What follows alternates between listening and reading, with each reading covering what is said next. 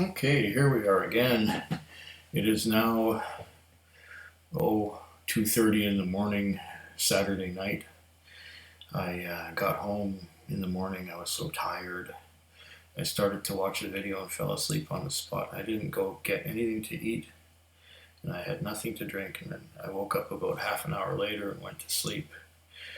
Uh, I woke up again in the early afternoon and started having a few drams. And I had a beautiful flight. Oh, it was nice. In the evening, I went to visit my ex, and then I went and got some poutine, and before I knew it, it was midnight when I got home. On the way to Cindy's, I went to stop at the liquor store near her house, and I was on the lookout for some Port Charlotte, which nobody has. Nobody has any Port Charlotte. But that's what I wanted for this time of year. I wanted to get something peaty and delicious. I ended up settling for a Lagavulin 16 because they have some of that. I don't know. Have I done a taste test of that? Don't feel like cracking it at the moment.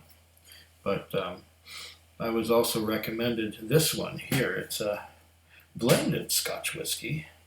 I usually go for single malts, but this little blend was recommended to me. It's a Cutty Sark Prohibition. I don't know if you can see that. Does that seem right? Is that visible? There. Cutty Sark Prohibition Edition. It's bottled at 50% alcohol by volume, and I should have thought of doing this already, but I'm naturally ill-prepared. Well, what do you want? This is a free video. I'm not getting paid to do this, so if there are flaws in it, so what? Here is my reading glasses, which are obviously dirty. Dirty. Can't see. With a bright light like this, everything shows up. Dirt. Okay. Now I'm going to read the label. Okay. Blended Scotch whiskey, handcrafted from grain and malt. Whiskies matured in American oak and bottled at 100 proof.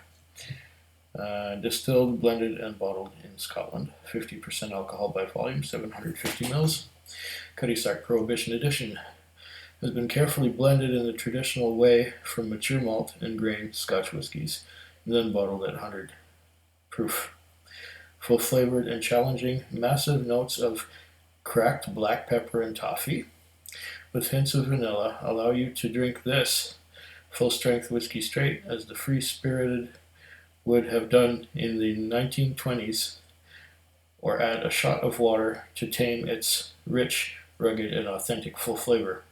Either way, has a super smooth finish thanks to being non-chill filtered and aged in hand-selected American oak casks. Okay, non-chill filtered, I like that. Prohibition Edition has been crafted as a salute to the notorious Captain William S. McCoy, who smuggled Cutty Sark blended Scotch whiskey into America during the Prohibition era of the 1920s. His impeccable reputation for only dealing in the finest, genuine, unadulterated liquor gave rise to Cutty Sark being referred to as the real McCoy. Okay. Now, this was recommended to me by the guy at the store who I know who's steered me the right way many times. And he said that they did a testing of this stuff at the Union Club the other night, and that this one, surprisingly, went over very well. Well, who knows? Apparently the whiskey of the year is a Crown Royal. They're sold out of that Crown Royal at the liquor store. Apparently they're going to order in a lot more, so that maybe I'll get to try some. Crown Royal, who'd have thought? Whiskey of the year, Crown Royal. Ooh, good pop. And Cutty Sark with a cork. Usually it's got that metal, thing. Well, let's see now. The price is right. It was only about $35. actually the same price as the as that Crown Royal that they mentioned. Well, let's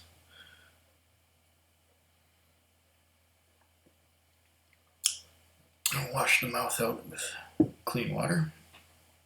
We got a clean glass this time because I was drinking Lefroy Cardias out of the last glass, and that stuff is so heavily peated and so strong that it will affect the flavor of this or anything that you pour in after it.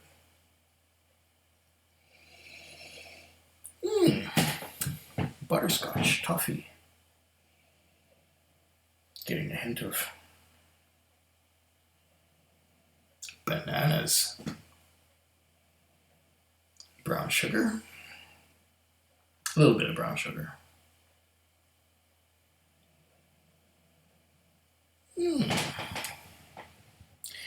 And it's not overpowering alcohol.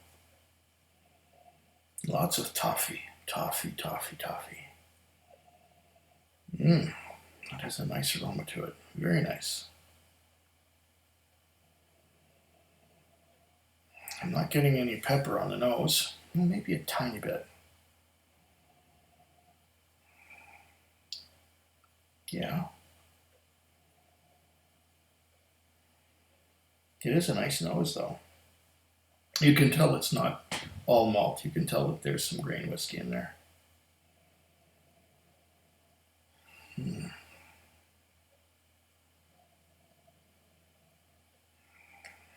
Let's see if there's a metallic taste. I like the nose. Now, brown sugar, that brown sugar note, that could be a pepper note too. Pepper and brown sugar to me smell about the same. But definitely lots of toffee, lots of butterscotch, lots of, well, from the American oak.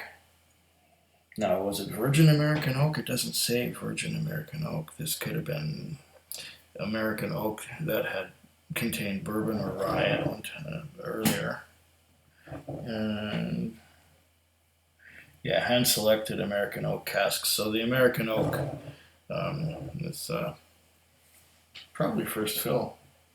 And usually first fill bourbon casks are very nice. That's the stuff. There's another, one of my favorite Canadian whiskeys is aged in the same kind of casks. So let's give this a taste, shall we? The nose is beautiful.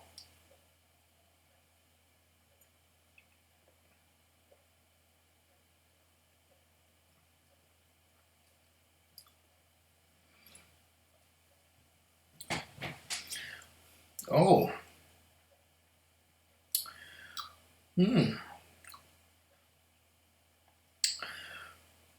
Yes, you can definitely taste the American oak. There's a lot of toffee, a lot of toffee, butterscotch. I'm getting the pepper too. I'm getting the pepper on the flavor.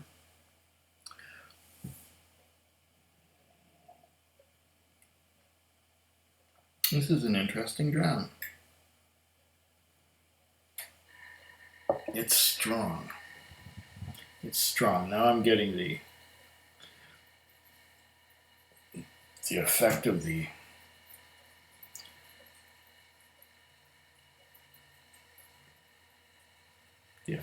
alcohol. Tasting the alcohol. It's a little bit. Let's give it just a titch of water. Bring it down. Okay, hopefully I didn't bring it down too far. Bring the alcohol content down to about 40. I think I brought it down to about 40 with that. Let's see. Okay, the nose is still there. Oh yeah, the nose is still there. You know,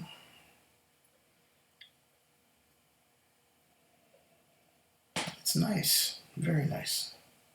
Now I'm getting pepper in the nose. I wasn't getting it before, probably because of the higher alcohol content. Yeah, I'm getting pepper in the nose. Less of the butterscotch and toffee than I was before. Mm.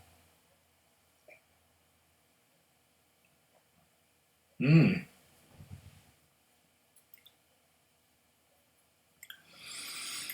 Oh.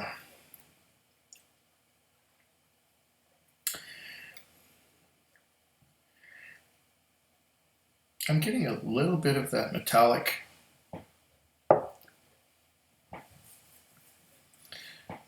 taste because of the youth of this whiskey. It's not an old whiskey at all. It's a strong, powerful, young whiskey.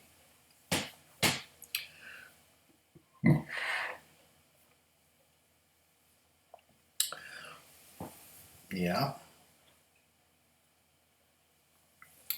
Oh, it's still powerful. Very powerful. This is the one to drink at the end of a flight. Good idea to wet your whistle on something lighter. Something Highland or Speyside to start with. You don't want to go peated, because it is not peated, but it's strong like a heavy peat. It's not heavily peated. There's a bit of peat in there maybe, but definitely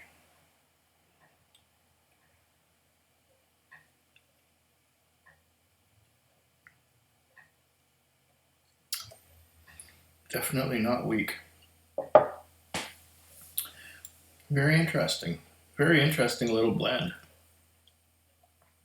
Based on the first dram, I recommend it. And who's to say it won't even get better as you go along?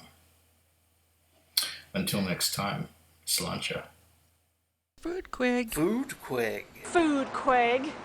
Hey, that's Cindy and Food Quig. Food Quig. It's the Food Quig. Food Quig.